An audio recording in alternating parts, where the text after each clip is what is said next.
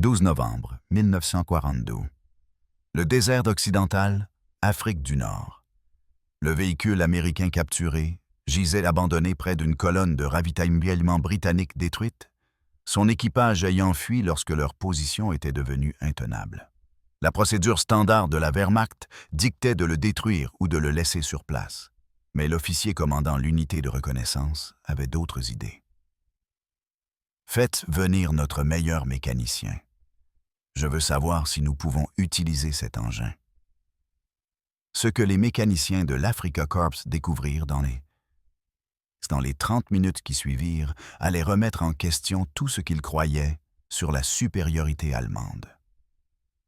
La prise de conscience ne vint pas comme un coup de foudre, mais comme une compréhension insidieuse qui grandissait à chaque inspection. La petite plaque sur le tableau de bord indiquait « Willis MB ». Les Américains l'appelaient une Jeep. La première révélation survint lorsqu'ils ouvrirent le capot. Le compartiment moteur était immaculé, conçu pour une maintenance rapide par toute personne possédant des connaissances mécaniques de base et mécaniques de base. Des fils à code couleur, des composants clairement étiquetés, des pièces accessibles sans outils spécialisés.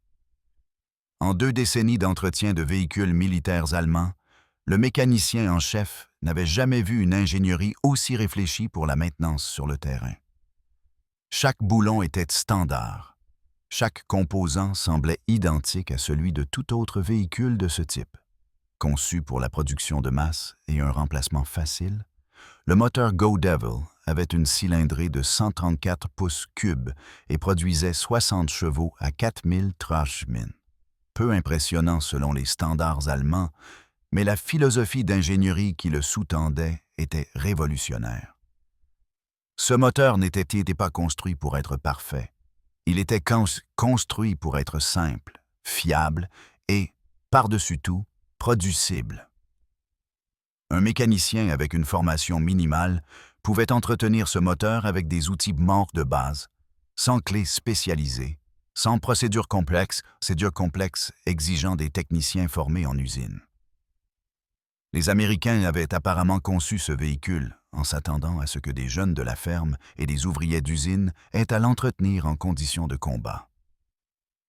En novembre 1942, le contraste entre la philosophie des véhicules militaires américains et allemands était devenu flagrant. L'Amérique produirait plus de 640 000 Jeeps pendant la guerre. L'Allemagne ne réussirait à produire qu'un peu plus de 50 000 Kübelwagen. Plus troublant encore était ce que représentait cette disparité. La Jeep incarnait la pensée manufacturière américaine à son apogée. Standardisée, simplifiée, conçue pour la production de masse par des ouvriers semi-qualifiés utilisant des pièces interchangeables. Les officiers s'approchèrent tandis que les mécaniciens poursuivaient leur inspection. Eh bien, pouvons-nous l'utiliser? Le mécanicien en chef leva les yeux, choisissant ses mots avec soin. Ce véhicule est remarquable. Il est conçu par quelqu'un qui comprend les conditions du terrain. Un officier fronça les sourcils. L'ingénierie allemande est la meilleure du monde. Le mécanicien ne discuta pas. Il désigna simplement le système de 4 roues motrices. Regardez cette boîte de transfert. Un seul levier enclenche les 4 roues motrices, un seul levier. Nos Kübelwagen exigent de multiples opérations et la plupart n'ont pas du tout de 4 roues motrices. Le principal véhicule léger de la Wehrmacht, le Volkswagen Type 82 Kübelwagen, était une excellente machine à bien des égards. Ferdinand Porsche l'avait conçu avec une attention aux détails typiquement allemande. Il était plus léger que la Jeep, consommait moins de carburant et son moteur refroidi par air éliminait la vulnérabilité des radiateurs aux tirs ennemis. Mais il avait une faiblesse critique. Il n'était qu'à propulsion arrière. Dans le sable mou d'Afrique du Nord, les montagnes d'Italie, la boue de Russie, cette limitation s'avéra dévastatrice. La Jeep, en revanche, pouvait alimenter les 4 roues dès que nécessaire. Le système était si simple qu'un soldat sans instruction pouvait le maîtriser en quelques minutes. Les mécaniciens poursuivirent leur inspection. La suspension utilisait de simples ressorts à lame, rudimentaires comparés aux barres semi de torsion sophistiquées du Kübelwagen, mais infiniment plus faciles à réparer sur le terrain. Le système électrique était rudimentaire mais robuste. Le système de carburant pouvait fonctionner avec presque n'importe quel grade d'essence sans modification. Le plus troublant de tout était la répartition du poids. La Jeep pesait environ 2,450 livres contre 1,540 pour le Kübelwagen, une différence de 910. Les ingénieurs allemands auraient considéré cet excès de poids comme un défaut, réduisant les performances et augmentant la consommation de carburant. Mais les mécaniciens reconnurent à la méthode derrière cette folie apparente. Ce poids supplémentaire se traduisait par une durabilité. Le châssis était surdimensionné, conçu pour supporter des traitements qui détruiraient des véhicules plus légers. Les Américains avaient décidé que la fiabilité en cas d'abus importait plus que l'efficacité optimale. Ils avaient construit un véhicule en s'attendant à ce qu'il soit mal utilisé, surchargé et soumis à des conditions qu'aucun ingénieur n'approuverait. Et l'AV1 a conçu pour survivre malgré tout. Ce n'était pas l'incompétence américaine que les films de formation de la Wehrmacht avaient promise. C'était une ingénierie axée sur la réalité plutôt que sur la théorie. L'unité ramena la Jeep à sa position avancée. Au cours des 3 jours suivants, les mécaniciens menèrent des tests exhaustifs. Ils la conduisirent très bien à travers les sables mous où les Kübelwagen peinaient. Ils la chargèrent au-delà de sa capacité nominale. Ils la soumirent à des abus qui auraient mis hors d'usage la plupart des véhicules. La Jeep absorba tout. Sur terrain mou, où les véhicules à propulsion arrière nécessitaient une conduite prudente et restaient souvent bloqués, la Jeep avançait simplement avec puissance. La boîte de vitesses à gamme courte lui permettait de franchir les obstacles à la vitesse de la marche, ce que la transmission du Kübelwagen ne pouvait égaler malgré ses moyeux réducteurs. La nouvelle se répandit au sein de l'Afrika Korps.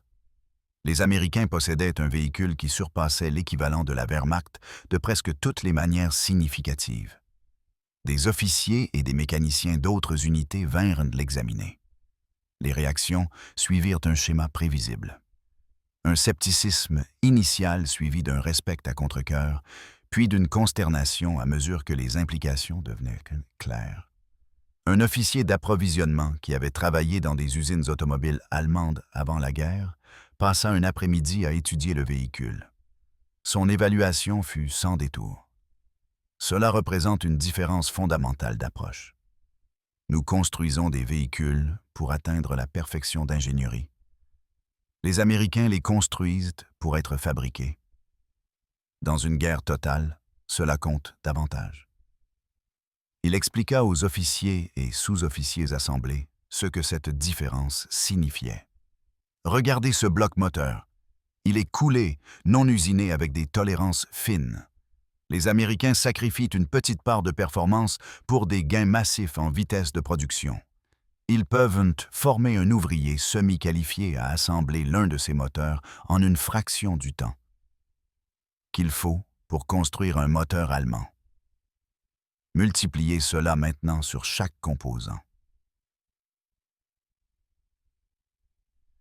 Il montra les panneaux de carrosserie en métal embouti.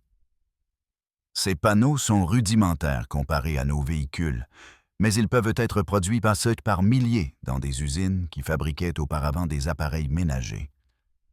Les Américains ont mobilisé toute leur économie. Chaque usine de réfrigérateurs, chaque usine de machines à laver, chaque fabricant de véhicules commerciaux, tous convertis à la production militaire. Nous ne pouvons pas égaler cette capacité. Les officiers se turent. Il avait articulé ce que beaucoup avaient commencé à soupçonner. La philosophie de l'Allemagne, axée sur la qualité et la précision, avait du sens en temps de paix. Mais en guerre totale, l'approche américaine de produits adéquats livrés rapidement s'avérait d'une efficacité dévastatrice. Un mécanicien passa cette soirée à rédiger un rapport technique détaillé. Il documenta chaque aspect de la conception de la Jeep, notant à la fois ses forces et ses faiblesses.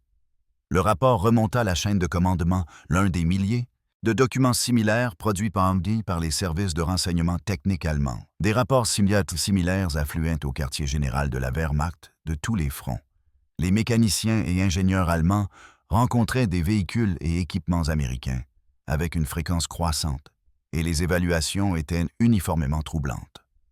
Les Américains surpassaient l'Allemagne en production par des ratios qui semblaient impossibles. Fin 1942, les services de renseignement de la Wehrmacht commanditèrent une étude sur la production de véhicules alliés. Les résultats confirmèrent leurs pires craintes. Les usines américaines produisaient des véhicules militaires à un rythme de milliers de feux par jour. L'usine de Willow Run de Ford seule achevait un bombardier B-24 Liberator toutes les 63 minutes au pic de production. Les chantiers navals américains lançaient des Liberty Ships plus vite que l'Allemagne ne pouvait les couler. Les statistiques révélèrent une vérité qui donnait à réfléchir. La production de véhicules militaires de l'Amérique en 1942 dépassait la production totale de l'Allemagne, de l'Italie et du Japon combinés, et la production continuait d'augmenter. La Jeep capturée devint une sorte de célébrité au sein de son unité. Les soldats se rivalisaient pour avoir la chance de la conduire. Les officiers l'utilisaient pour la reconnaissance avancée, faisant plus confiance à sa fiabilité qu'à celle de leur propre véhicule. Lorsque des pièces s'usaient, les composants de remplacement étaient récupérés sur d'autres Jeeps capturés avec une facilité déconcertante. Tout était interchangeable. Début 1943, l'Africa Corps avait capturé des dizaines de Jeeps. Les mécaniciens de la Wehrmacht formèrent des réseaux informels, partageant leurs connaissances en matière d'entretien et les pièces récupérées. Un marché noir émergea pour les véhicules et équipements américains capturés. Une Jeep fonctionnelle pouvait atteindre des prix bien supérieurs à sa valeur théorique parce que tous reconnaissaient sa supériorité pour la guerre du désert. Puis vint le 13 mai 1943, lorsque l'Africa Corps capitula en Tunisie. Environ 250 000 soldats allemands et italiens devinrent prisonniers. Leur guerre était terminée, mais leur éducation à la capacité de fabrication américaine ne faisait que commencer. Le contraste entre les capacités allemandes et américaines devint impossible à ignorer pendant le voyage vers la captivité. Des camions américains transportèrent des prisonniers en quantité qui auraient nécessité des chariots tirés par des chevaux au sein de la Wehrmacht. Des Liberty Ships américains, généralement construits en 5 à 6 semaines au pic de production en 1943 contre 8 mois initialement, transportèrent des milliards de personnes à travers l'Atlantique. Chaque aspect de l'opération logistique démontrait une capacité organisationnelle qui éclipsait tout ce que l'Allemagne avait accompli. Au centre de traitement des prisonniers à Oran, en Algérie, des mécaniciens capturés observèrent des sergents d'un parc automobile américain entretenir une flotte de véhicules avec une efficacité désinvolte qui aurait été impossible au sein de la Wehrmacht. Le parc automobile contenait des dizaines de Jeeps, de camions et de voitures de et de voitures de commandement. De jeunes soldats américains, beaucoup à peine sortis de l'adolescence, effectuaient l'entretien avec rapidité et assurance. Les outils étaient abondants et facilement disponibles. Les pièces étaient livrées sans délai de réquisition. Chaque véhicule utilisait les mêmes composants de base, permettant aux mécaniciens d'entretenir n'importe quel véhicule sans connaissances spécialisées. Un sergent américain qui parlait un allemand passable remarqua un mécanicien capturé en train d'observer. « Vous êtes mécanicien? »« Je l'étais. Entretien de véhicules de l'Africa Corp. » Le sergent sourit. « Eh bien, plus de guerre pour vous maintenant, mais je parie que vous avez des questions. Venez, je vais vous faire visiter. Ce n'est pas comme si vous pouviez voler quoi que ce soit de toute façon. » Ce qui suivit fut un après-midi instructif. Le sergent le guida à travers le parc automobile, expliquant la philosophie de maintenance américaine avec une honnêteté sans réserve.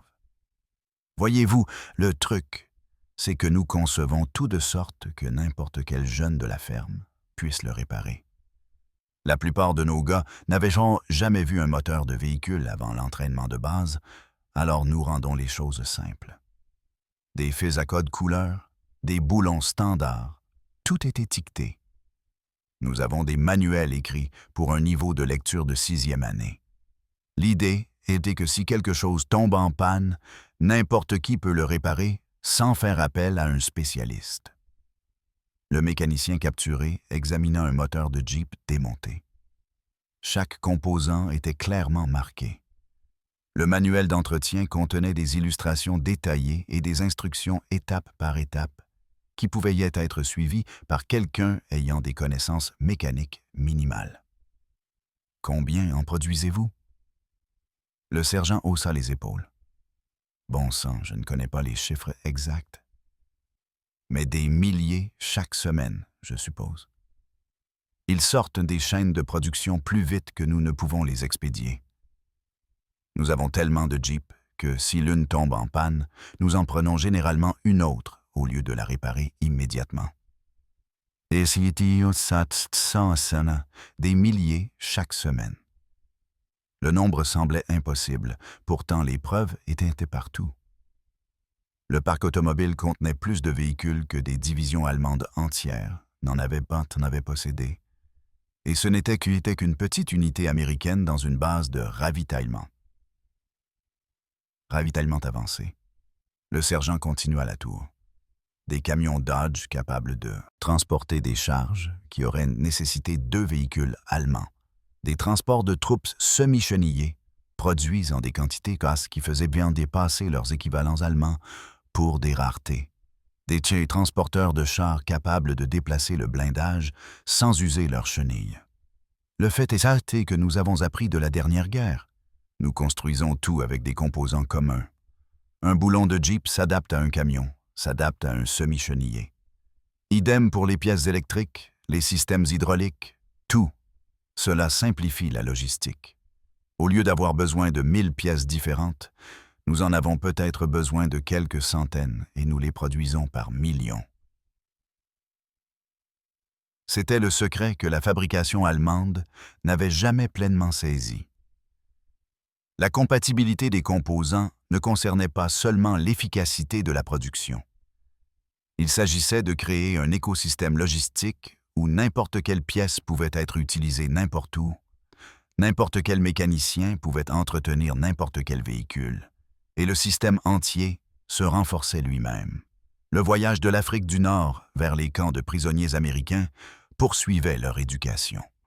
À chaque étape, les prisonniers furent témoins de la capacité de production américaine opérant à une échelle qui défiait les idées préconçues allemandes. Le port de Norfolk, en Virginie, traitait des milliers de tonnes de fournitures charriées quotidiennement avec une efficacité mécanique.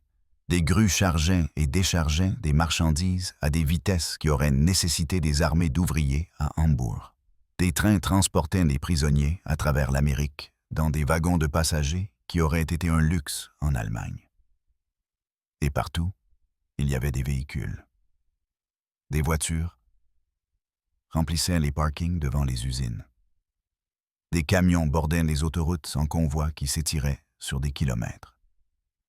Des véhicules militaires stationnaient par milliers dans les parcs de dépôt, attendant d'être expédiés vers les zones de combat. Au camp Hearne, Texas, des mécaniciens qualifiés se sont portés volontaires pour l'atelier automobile. Les commandants de camps américains ont salué leur expertise parce que l'effort de guerre exigeait chaque travailleur disponible. Pendant les 2 années suivantes, des mécaniciens allemands ont travaillé aux côtés de soldats américains, entretenant les véhicules qui faisaient fonctionner le camp. Les mécaniciens américains abordaient l'entretien des véhicules avec une praticité directe. Ce n'étaient pas des ingénieurs cherchant la perfection, c'étaient des solutionneurs de problèmes concentrés sur le maintien de l'équipement en état de marche. Quand quelque chose tombait en panne, Ils le réparaient rapidement avec ce qui était disponible. Quand les pièces n'étaient pas disponibles, ils improvisaient. Quand un véhicule s'avérait irréparable, ils le cannibalisent pour des composants et demandaient un remplacement qui arrivait en quelques jours. Et vous ressentiez en quelques jours plutôt qu'en quelques semaines. Les mécaniciens capturés observaient de près les techniques américaines. Les mécaniciens allemands étaient formés pour entretenir les véhicules selon les spécifications d'usine, nécessitant des outils BSAS spécialisés et des procédures strictes. Les mécaniciens américains étaient formés pour maintenir les choses en état de marche par tous les moyens nécessaires. En temps de paix, les méthodes allemandes produisaient de meilleurs résultats. Dans le chaos de la guerre, les méthodes américaines se sont avérées infiniment plus efficaces. L'atelier automobile de Camp Hearn traitait des centaines de véhicules par mois. Des Jeeps arrivaient pour un entretien de routine, étaient réparés en quelques heures plutôt qu'en quelques jours, et retournaient au service. L'efficacité venait de l'abondance des pièces et de l'interchangeabilité des composants. Quand une pièce devait être remplacée, la salle des pièces en avait des dizaines en stock. Quand un outil était nécessaire, la salle des outils le fournissait immédiatement. Quand un véhicule était irréparable, un autre prenait sa place. Un mécanicien allemand se lia d'amitié avec un soldat américain qui avait travaillé pour Ford avant la guerre. L'Américain se montra très au fait du secteur automobile. Avant la guerre, je travaillais sur la chaîne de montage à Willow Run. C'est l'usine de bombardiers de Ford près de Détroit, la plus grande usine du monde. Nous construisons des B-24 Liberator. La production a commencé en 1942. Et au moment où j'ai été appelé l'année dernière, nous achevions un bombardier toutes les heures. Chaque heure, un bombardier lourd à 4 moteurs complets sortait de cette chaîne. L'arithmétique était stupéfiante. 24 bombardiers par jour, plus de 700 par mois. Comment une telle production est-elle possible? Les principes de la production de masse. M. Ford a compris comment décomposer la fabrication complexe en étapes simples et répétables. Vous n'avez pas besoin d'artisans qualifiés si chaque travailleur effectue une seule tâche simple de manière répétée. Un jeune tout juste sorti de la ferme peut être formé en une semaine pour installer un type de boulon à un endroit précis. Faites cela avec un millier d'ouvriers et vous obtenez une production massive. C'était la différence fondamentale. La production allemande reposait sur des artisans qualifiés, construisant des produits de qualité en quantité modérée. La production américaine reposait sur des travailleurs semi-qualifiés, construisant des produits adéquats en quantité massive. L'Américain poursuivit. C'est la même chose avec les Jeeps. Willys Overland les fabrique. Ford aussi. Les deux usines utilisent des spécifications identiques. Une pièce de Jeep, Willys s'adapte parfaitement à une Jeep Ford. Elles sont complètement interchangeables. Cela signifie que si une usine est bombardée ou rencontre des problèmes, l'autre continue de produire. L'entretien est simple parce que chaque mécanicien apprend un seul véhicule, pas des dizaines de variantes. Le mécanicien allemand pensa à l'inventaire des véhicules de la Wehrmacht. Des dizaines de types de camions différents, de fabricants différents, chacun avec des pièces uniques et des exigences d'entretien spécifiques. Des Kübelwagen de Volkswagen, des voitures à de commandement de diverses sources, des véhicules capturés dans toute l'Europe, chacun nécessitant ses propres pièces de rechange et sa propre base de connaissances. La logistique allemande était un cauchemar de systèmes incompatibles. La logistique américaine était rationalisée par l'uniformité. Le vrai génie est que nous avons conçu pour la fabricabilité dès le départ. Quand ils ont énoncé les exigences pour la Jeep en 1940, ils ont donné aux entreprises seulement 75 jours pour produire un prototype. American Bantam l'a fait en 49 jours. Puis Willys et Ford ont affiné le design pour la production de masse. Tout devait être simple à fabriquer, simple à entretenir et simple à réparer. Les mécaniciens capturés avaient examiné suffisamment de Jeeps pour reconnaître cette vérité. Le véhicule n'était pas élégant. Les ingénieurs allemands auraient conçu quelque chose de plus sophistiqué. Mais la sophistication entravait la production de masse, et la production de masse était en train de gagner la guerre. À l'été 1944, les prisonniers avaient entendu des rumeurs de l'opération Overlord, l'invasion alliée de la Normandie. Quand la nouvelle du succès du débarquement arriva, beaucoup ne ressentirent aucune surprise.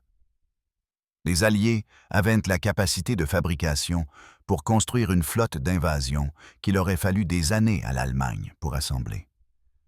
Les nouvelles défiltraient dans les camps via les journaux américains et les émissions de radio. Ils lisaient des récits des plages de Normandie où les forces alliées avaient débarqué avec des milliers de véhicules rien que dans la première vague. Des jeeps, des camions, des chars, des véhicules amphibies, tous transportés à travers la Manche dans des engins de débarquement spécialement conçus, eux-mêmes fabriqués par milliers. L'ampleur de l'opération défiait l'entendement. 6 000 navires, 11 000 avions, 150 000 hommes dans la première vague. En quelques semaines, des millions de soldats alliés combattraient en Europe, tous approvisionnés par une base de production qui créait de l'équipement plus vite que la Wehrmacht ne pouvait le détruire. Les prisonniers allemands réfléchissaient à leur confiance d'avant-guerre dans la victoire. Cette confiance avait été basée sur des suppositions concernant la supériorité technologique allemande. Ces suppositions s'avérèrent incomplètes. L'Allemagne possédait une ingénierie supérieure dans de nombreux domaines. Les chars allemands étaient plus lourdement blindés et mieux armés que la plupart de leurs équivalents américains. Les avions allemands étaient souvent plus sophistiqués. Les armes légères allemandes étaient excellentes. Mais rien de tout cela n'importait bien quand l'Amérique pouvait produire 5 chars pour chaque char allemand construit, 10 camions pour chaque camion allemand, 100 jeeps pour chaque Kübelwagen. Un après-midi à l'atelier automobile, les prisonniers regardaient des soldats américains charger des jeeps sur des camions de transport pour l'expédition vers le port. Un jeune soldat conduisait chaque jeep sur les rampes de chargement avec une confiance décontractée. Des dizaines de véhicules chargés en moins d'1 heure, tous destinés à l'Europe pour remplacer les pertes et approvisionner de nouvelles unités. Un mécanicien allemand réalisa que cette seule opération de chargement dans un camp du Texas représentait plus de véhicules que toute sa division n'en avait possédé en Afrique du Nord. Cette scène se répétait dans les camps et les dépôts à travers l'Amérique chaque jour. Les mathématiques devenaient inéluctables. L'Allemagne avait mobilisé son économie pour la guerre totale, réduisant la production civile pour soutenir la fabrication militaire. Pourtant, la production allemande de véhicules militaires en 1943 totalisait moins de 100 000 unités de tout type. L'Amérique, maintenant une économie civile florissante, produisit plus de 2 millions de véhicules militaires la même année. La disparité n'était pas seulement quantitative, elle était qualitative. Les véhicules américains étaient conçus pour les réalités de la guerre. Facilité d'entretien, pièces interchangeables, fonctionnement simple et fiabilité robuste. Les véhicules allemands étaient conçus selon des spécifications qui avaient du sens en temps de paix, mais se sont avérés peu pratiques en combat soutenu. En novembre 1944, des nouvelles parvinrent au camp d'une offensive allemande dans les Ardennes, ce qui deviendrait connu sous le nom de « Bataille des Ardennes », le dernier pari d'Hitler à l'Ouest. L'offensive reposait fortement sur la capture de carburant américain, car l'Allemagne n'avait plus suffisamment de carburant pour soutenir les opérations blindées. Plus troublantes encore étaient les nouvelles de l'opération Greif, l'opération commando d'Otto Skorzeny, utilisant de l'équipement américain capturé. Des soldats allemands avaient été équipés de jeeps capturés, d'uniformes américains et de fausses identifications, chargés d'infiltrer les lignes alliées pour semer la confusion et capturer des ponts. Si même Skorzeny, le commando favori d'Hitler qui avait sauvé Mussolini, en était réduit à dépendre de véhicules américains capturés parce que les véhicules allemands étaient insuffisants. Cela révélait tout de la situation matérielle de la Wehrmacht. L'opération échoua. La police militaire américaine identifia rapidement les infiltrés allemands grâce à des interrogatoires minutieux sur la culture et les procédures américaines. L'offensive des Ardennes elle-même s'enlisa, non pas principalement à cause de la résistance américaine, bien que celle-ci fût féroce, mais parce que les forces allemandes manquèrent de carburant. Les divisions de Panzer abandonnèrent leurs chars quand les camions de carburant ne parvinrent pas à arriver. Les divisions d'infanterie eurent un recours au transport hippomobile car la logistique motorisée s'était effondrée. En janvier 1945, l'attaque allemande avait été contenue et repoussée. Le printemps 1945 apporta la nouvelle de l'effondrement de l'Allemagne. L'armée rouge se rapprochait de Berlin par l'Est. Les forces américaines et britanniques traversèrent le Rhin et s'enfoncèrent profondément en Allemagne par l'Ouest. À l'atelier automobile du camp, les mécaniciens allemands continuaient leur travail, entretenant des véhicules pour une armée qui avait vaincu leur patrie. Ils ne ressentaient aucune satisfaction dans leur travail, mais aucune honte non plus. L'Allemagne avait perdu non pas parce que ses soldats manquaient de courage ou d'habileté, mais parce qu'elle avait défié des puissances dont la capacité de production elle ne pouvait jamais égaler. Un après-midi d'avril, un soldat américain s'approcha avec une nouvelle. L'Allemagne a capitulé. La guerre était terminée en Europe. Les mécaniciens hochèrent la tête. Ils s'y attendaient même depuis des mois. Que va-t-il nous arriver maintenant? Vous rentrerez chez vous, finalement. Probablement pas immédiatement. Il y a beaucoup de logistique à régler, mais vous rentrerez chez vous. Un mécanicien y réfléchit. Rentrer dans une Allemagne réduite en ruines par les bombes, occupée par des armées étrangères, ces villes détruites par la même puissance manufacturière qui avait produit la Jeep qu'il avait examinée des années auparavant. L'Américain demanda « Vous êtes un homme intelligent. Pensiez-vous vraiment que l'Allemagne pouvait gagner? » Le mécanicien réfléchit attentivement à sa réponse. « Avant la guerre, oui. Nous croyions que la qualité allemande l'emporterait sur la quantité américaine. Nous avions vu des produits américains avant la guerre, et beaucoup étaient inférieurs à leurs équivalents allemands. Nous supposions que l'équipement militaire américain serait le même. Mais ce ne fut pas le cas. Non? Quand nous avons examiné cette première Jeep en 1942, nous avons réalisé que nous avions commis une erreur fondamentale. Nous avions confondu la qualité en temps de paix avec l'efficacité en temps de guerre. Votre Jeep n'était pas mieux conçue que notre Kübelwagen en termes absolus. Elle était mieux conçue pour la production de masse et les conditions de terrain. Dans une guerre totale, cela s'est avéré décisif. L'Américain hocha la tête. Ouais, nous construisons des produits adéquats rapidement et en grande quantité. Exactement. Ils restèrent silencieux un instant, deux mécaniciens de camps opposés, unis par une compréhension partagée de ce qui avait réellement déterminé l'issue de la guerre. Le processus de rapatriement commença fin 1945. Les prisonniers allemands embarquèrent sur des navires pour le voyage de retour. Un mécanicien arriva à Brême en janvier 1946, passant par les postes de contrôle alliés avant d'être libéré. La ville n'était que ruine. Les décombres s'étendaient dans toutes les directions. Mais au milieu de la destruction, il remarqua quelque chose. Des véhicules américains partout, des jeeps transportant des officiers alliés à travers les rues dévastées, des camions livrant des fournitures de secours, des parcs automobiles où des civils allemands travaillaient aux côtés de soldats alliés. Il s'approcha d'un de ces parcs automobiles, se présentant au capitaine américain aux commandes. Son anglais, appris pendant des années de captivité, était passable.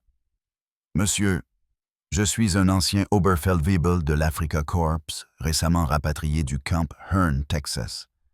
Je suis un mécanicien de véhicules qualifié ayant de l'expérience dans l'entretien de matériel américain.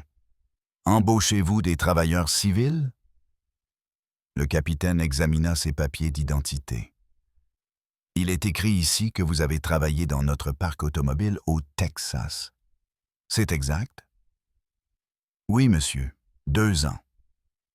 Le capitaine prit note. Nous avons désespérément besoin de mécaniciens. La plupart des mécaniciens allemands sont morts à la guerre, sont morts à la guerre ou sont encore dans des camps de prisonniers. Vous pouvez commencer demain. La paie est en monnaie d'occupation, échangeable contre des rations et des produits de première nécessité. Et c'est ainsi que l'ancien mécanicien de l'Africa Corps se retrouva employé par l'armée qu'il avait combattue, entretenant les mêmes véhicules qu'il avait autrefois examinés comme du matériel ennemi. Les Alliés avaient besoin de mécaniciens. Ils avaient besoin de travail. La guerre était finie. La vie continuait. Au cours des mois suivants, il fut témoin du début de la reconstruction de l'Allemagne. L'aide américaine afflua, distribuée avec la même efficacité qui avait gagné la guerre. Nourriture, médicaments, matériaux de construction, tout arrivait dans des camions américains coordonnés par des planificateurs américains qui abordaient la reconstruction de l'Allemagne de manière systématique. Ils travaillaient au parc automobile, formant de jeunes Allemands aux techniques d'entretien américaines. Nombre de ces étudiants étaient d'anciens soldats de la Wehrmacht comme lui. Des hommes qui avaient maintenant besoin de compétences civiles dans une Allemagne qui n'aurait plus d'armée. Il leur enseigna ce qu'il avait observé. La simplicité avant la sophistication. La fonctionnalité avant la perfection. Les résultats avant la théorie. C'étaient des leçons tirées des véhicules américains, applicables à la reconstruction de l'industrie manufacturière allemande. En 1947, il avait été promu superviseur du personnel civil allemand du parc automobile. Le capitaine américain qui commandait l'installation le traitait avec respect, valorisant son expérience et ses compétences organisationnelles. Un soir, le capitaine l'invita à partager un verre dans son bureau. « J'ai réfléchi à quelque chose. Vous avez travaillé en profondeur avec des véhicules allemands et américains. Si vous deviez concevoir un véhicule pour la nouvelle Allemagne, à quoi ressemblerait-il? » Il réfléchit attentivement. « J'adapterai l'approche américaine aux conditions européennes, plus petit qu'une Jeep, plus économe en carburant, mais conservant la même philosophie. Des pièces communes, un entretien simple, conçu pour la fabrication, plutôt que pour des prix d'ingénierie. L'Europe a des routes étroites et un carburant limité, mais nous avons besoin de la fiabilité de la pensée conceptuelle américaine. » Le capitaine hocha la tête. « C'est intelligent. L'argent du plan de Marshall reconstruira l'industrie manufacturière allemande, et les ingénieurs allemands étudient déjà les méthodes américaines. L'avenir est à la production de masses de style américain adaptées aux conditions locales. » Cela s'avéra prophétique. Au cours des décennies suivantes, l'industrie manufacturière ouest-allemande adopta la philosophie de production américaine, tout en conservant l'attention allemande à la qualité. Le résultat fut une renaissance économique qui transforma l'Allemagne d'une nation dévastée en une puissance économique. Des entreprises comme Volkswagen, qui avaient produit la Kübelwagen pendant la guerre, évoluèrent pour devenir des géants automobiles mondiaux en combinant la précision de l'ingénierie allemande avec les techniques de production de masse américaine. La Volkswagen Coccinelle, devenue l'une des automobiles les plus vendues de l'histoire, incarna cette synthèse. Elle était simple, fiable, fabricable en grande quantité et abordable pour les familles moyennes. D'anciens mécaniciens de la Wehrmacht qui avaient travaillé dans les parcs automobiles des camps de prisonniers américains revinrent en Allemagne avec des connaissances qui s'avérèrent inestimables. Ils comprenaient la standardisation des composants. Ils avaient été témoins de systèmes de distribution de pièces efficaces. Ils avaient net vu comment des procédures d'entretien simplifiées augmentaient la disponibilité des véhicules. Ils avaient observé comment la conception pour la fabricabilité, plutôt que la perfection, permettait la production de masse. Ces aperçus acquis au cours d'années d'entretien de matériel américain influencèrent la conception automobile allemande pendant des décennies. Les fabricants allemands qui émergèrent des ruines n'essayèrent pas de recréer les approches des d'avant-guerre. Au lieu de cela, ils synthétisèrent la précision allemande avec l'efficacité de la production américaine. Au début des années 1950, cette approche hybride produisait des résultats. La production de Volkswagen passa de milliers de véhicules par an à des centaines de milliers. Mercedes-Benz adapta les techniques de chaîne de montage tout en maintenant les standards de qualité. BMW restructura sa fabrication pour mettre l'accent sur la communauté des composants à travers les gammes de modèles. Le miracle économique des années 1950 et 1960 dut beaucoup à ces changements. L'Allemagne de l'Ouest devint une puissance exportatrice, vendant des véhicules dans le monde entier qui combinaient fiabilité et prix abordable. La synthèse des approches allemandes et américaines créa des produits que la philosophie d'avant-guerre d'aucune des deux nations n'aurait pu produire seule. L'historien de l'armée américaine Hugh M. Cole, qui interviewa des généraux de la Wehrmacht après leur reddition, documenta leurs perspectives. Cole rapporta que les chefs militaires, les Allemands, admiraient la Jeep plus que toute autre chose dans le formidable arsenal américain. Ni les bombardiers B-17, ni les chars Sherman, ni l'artillerie. La simple Jeep, parce qu'elle représentait la philosophie de fabrication qui avait réellement gagné la guerre. Le général George C. Marshall lui-même qualifia la Jeep de plus grande contribution de l'Amérique à la guerre moderne. Ce n'était pas une hyperbole. La Jeep incarnait des principes qui transformèrent non seulement la logistique militaire, mais aussi la fabrication mondiale d'après-guerre. Standardisation, simplification, conception pour la production et accent sur la fiabilité plutôt que la sophistication. En novembre 1943, l'armée américaine disposait de suffisamment de données sur les Kübelwagen capturés pour publier le manuel technique TME 9803, un guide complet sur l'utilisation et l'entretien des véhicules allemands. Le manuel fut publié le 6 juin 1944, le jour J, permettant aux forces américaines débarquant en France d'utiliser toute Kübelwagen qu'elles capturaient. La Wehrmacht ne publia jamais de manuel équivalent pour la Jeep, malgré en avoir capturé des milliers. Il n'en avait pas besoin. La Jeep était suffisamment intuitive pour que n'importe quel mécanicien puisse la comprendre.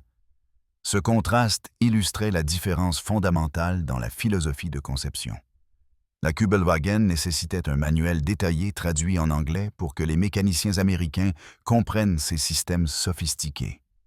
La Jeep ne nécessitait aucun manuel pour que les mécaniciens allemands puissent l'utiliser et l'entretenir efficacement. Les réunions commencèrent dans les années 1960.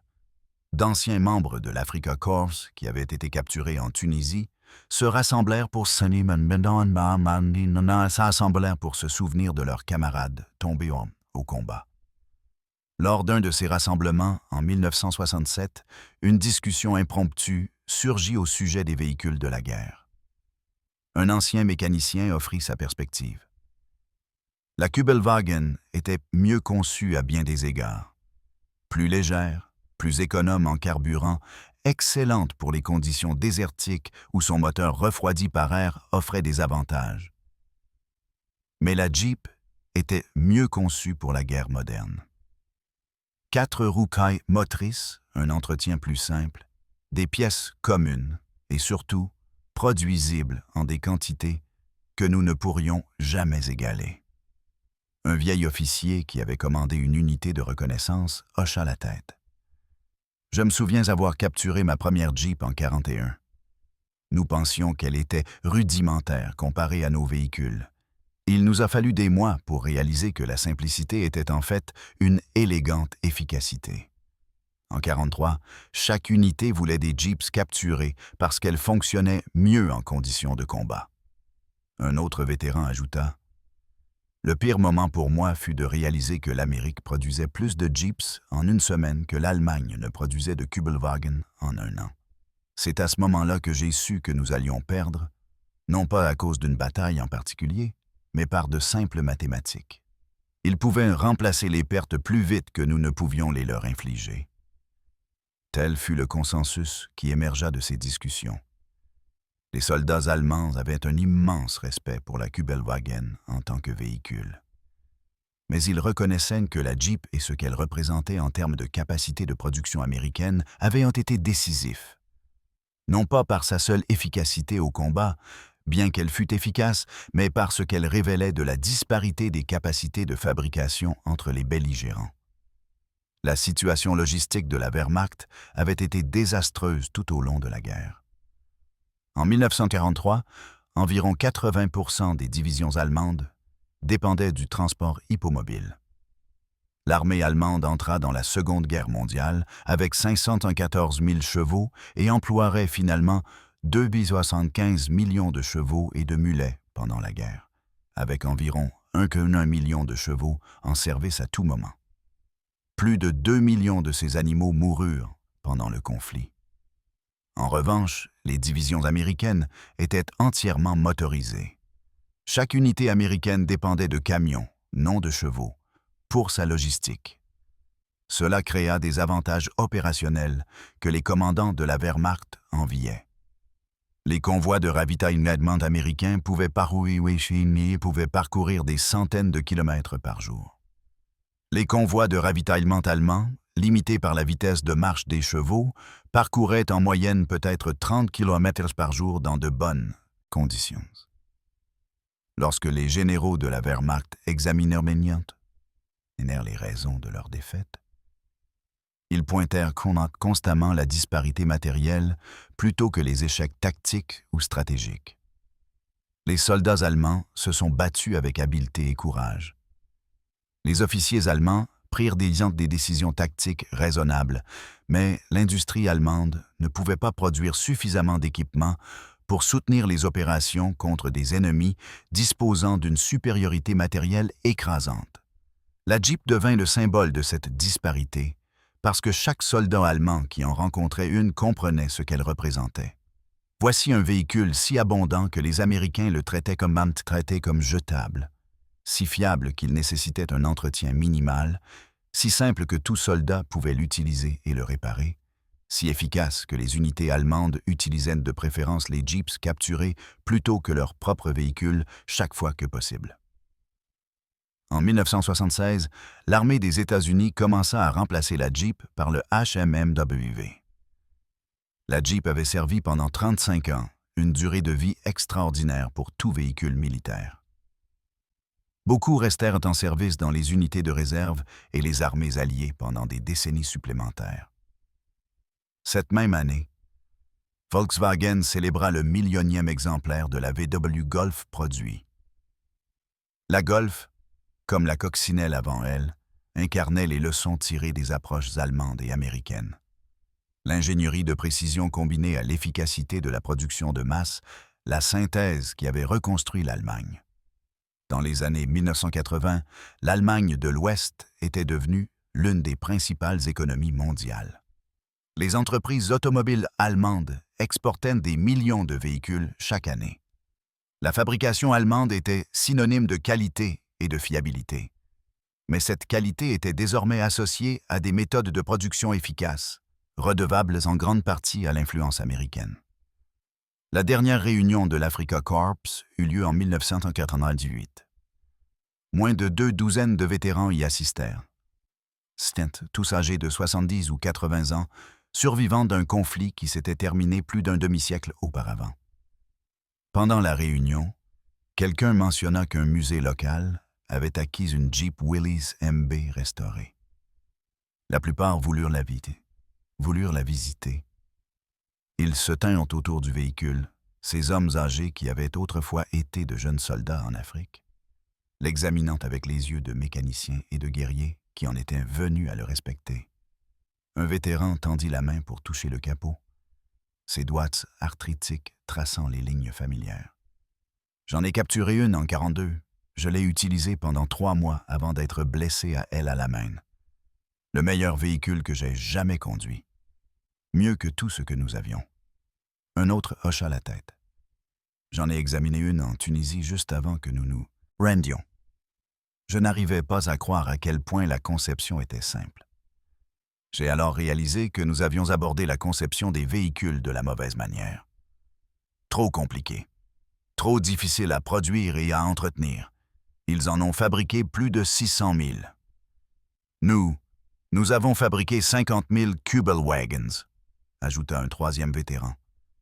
Ce ratio en disait long. Ils restèrent silencieux un instant.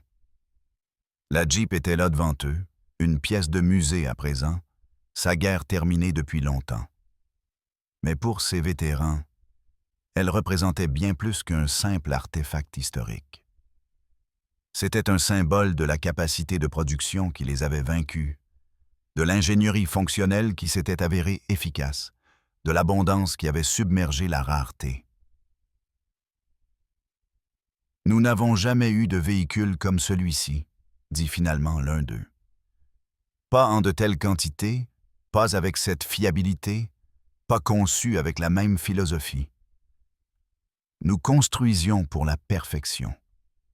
Eux construisaient pour la production. » C'était la leçon que les mécaniciens de la Wehrmacht avaient assimilée en examinant les Jeeps capturés dans les déserts d'Afrique du Nord, dans les montagnes d'Italie, dans les champs de France.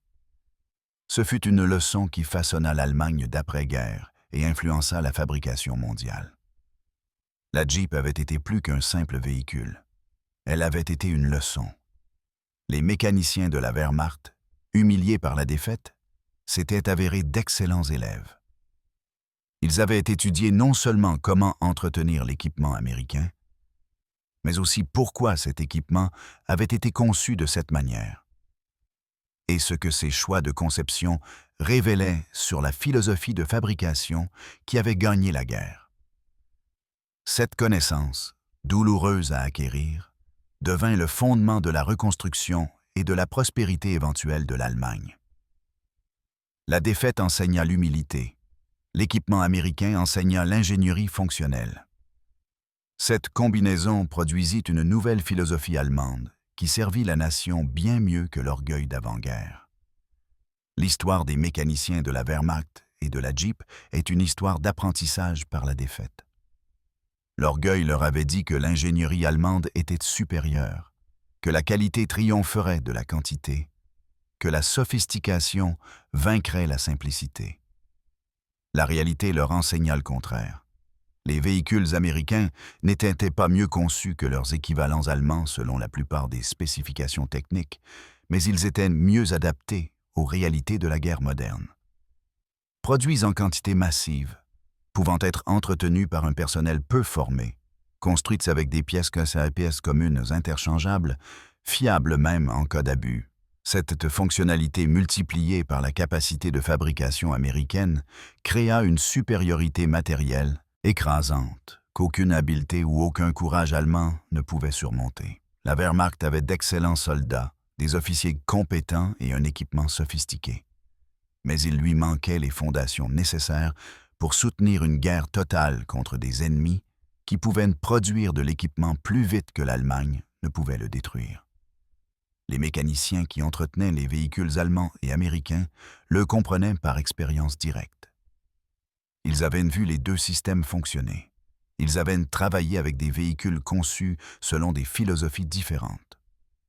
Ils savaient quelle approche fonctionnait le mieux dans les conditions de combat.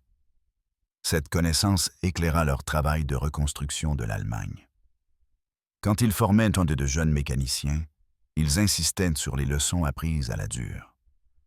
Quand ils consultaient sur les processus de fabrication, ils préconisaient la standardisation et la simplification.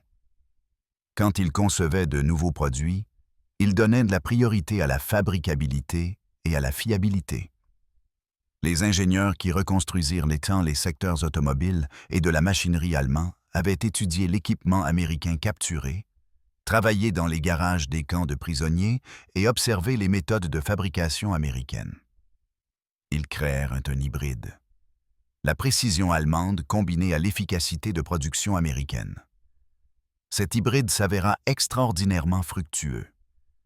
Dans les années 1970, l'Allemagne de l'Ouest était devenue un exportateur majeur de biens manufacturés. Le succès économique valida les leçons de la défaite.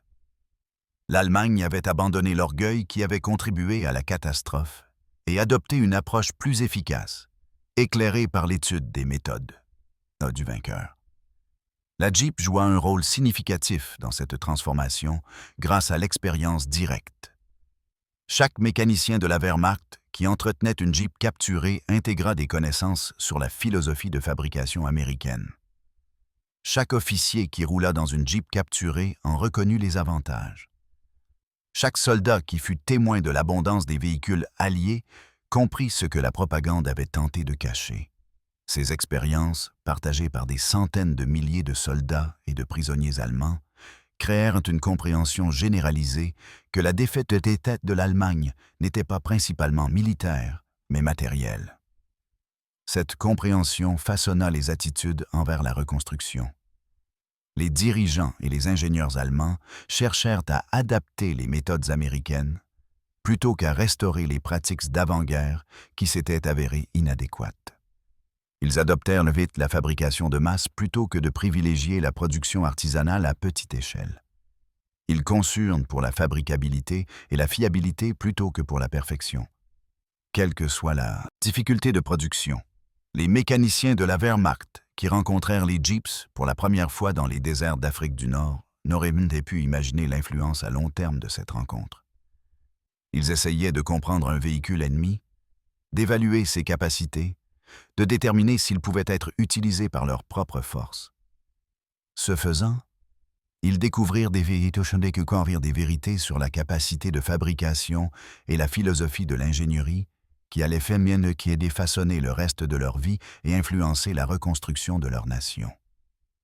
Les derniers de ces mécaniciens sont décédés. Leur témoignage direct est perdu, mais les leçons qu'ils ont apprises restent ancrées dans les pratiques de fabrication du monde entier.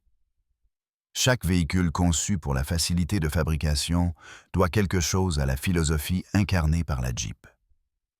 Chaque pièce standardisée reflète l'influence américaine sur les normes mondiales.